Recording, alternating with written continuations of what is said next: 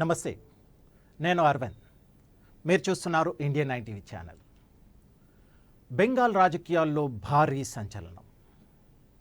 ఒక వీడియో, ఒక స్టేట్మెంట్, ఒక ఎన్నికల గేమ్ను మార్చేసిందా? పశ్చిమ బెంగాల్ ముఖ్యమంత్రి మమతా బెనర్జీ చేసిన ఈ వ్యాఖ్యలు ఇప్పుడు దేశవ్యాప్తంగా వైరల్ అవుతున్నాయి. ఒక సాధారణ స్పీచ్ కాదు ఇది ఓటమి సంకేతమా లేక రాజకీయ స్ట్రాటజీనా?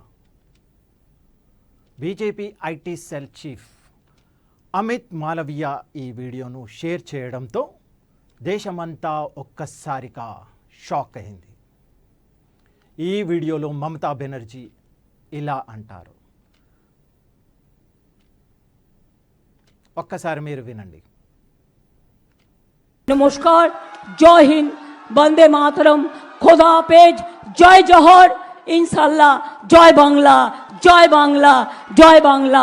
आबार देखा होबे, फिर मिलेंगे। राहे गुलशन तो फूल खिलेंगे और जो फूल खिलेंगे और राहा तृणमूल तो फिर मिलेंगे। ఈ మాటలు వినగానే సోషల్ మీడియాలో ఒకటే చర్చ. మమతా బెనర్జీ ముందే ఓటమిని అంగీకరించారా? మరోవైపు బెంగాల్లో పరిస్థితి పూర్తిగా వేరేలా ఉంది. ప్రధానమంత్రి మీటింగ్స్కు అర్ధరాత్రి అయిన ప్రజలు గుంపులుగా చేరుతున్నారు. ఉత్తరప్రదేశ్ సీఎం యోగి ఆదిత్యనాథ్ కోసం కూడా హిందూ ఓటర్లు భారీగా ర్యాలీకి వస్తున్నారు. ఈ పెరుగుతున్న క్రేజ్ చూసి మమతా బెనర్జీలో టెన్షన్లో ఉన్నారని రాజకీయ విశ్లేషకులు చెబుతున్నారు. ఇక అస్సలు ట్విస్ట్ ఇక్కడే ఉంది. హోంమంత్రి అమిత్ షా బెంగాల్లో చేసిన ఘాటు వ్యాఖ్యలు ఏమిటి అంటే, హుమయూన్ కబీర్ చెవులు తెరిచి వినండి.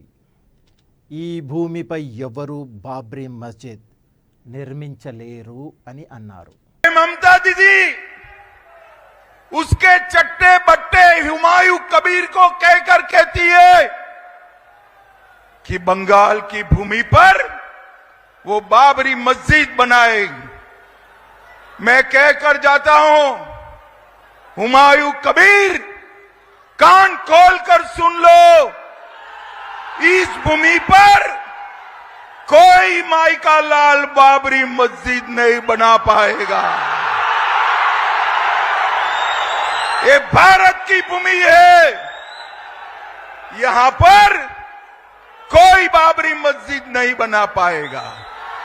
और ममता दीदी, आप और भाई को भी सुन लो, बाबरी मस्जिद बनाने का अपना सांप का सपना 5 मई को चकनाचूर हो जाएगा, चकनाचूर। ఇది భారతదేశం. ఇక్కడ ఆ కళ ఎప్పటికీ నెరవేరదు. మే 5న ఆ కళ పూర్తిగా ఛిద్రమవుతుంది అని అమిత్ షా చెప్పారు. ఒకవైపు మమతా బెనర్జీ మాటలు, మరోవైపు మోడీ, యోగి, అమిత్ షా అగ్రెసివ్ క్యాంపెయిన్. బెంగాల్ ఎన్నికలు ఇప్పుడు పూర్తిగా హీట్లోకి వెళ్ళిపోయాయి. అయితే అసలు ప్రశ్న ఒకటే, ఇది నిజంగా మమతా ఓటమి సంకేతమా లేక చివరి నిమిషం స్ట్రాటజీనా? మీ అభిప్రాయం కామెంట్ రూపంలో చెప్పండి. వీడియో నచ్చితే లైక్ చేయండి, షేర్ చేయండి. మరిన్ని ఇలాంటి అప్డేట్స్ కోసం మా ఛానల్ని సబ్స్క్రైబ్ చేసుకోండి. మరొక విశ్లేషణతో మళ్ళీ మీ ముందుకు వస్తాను.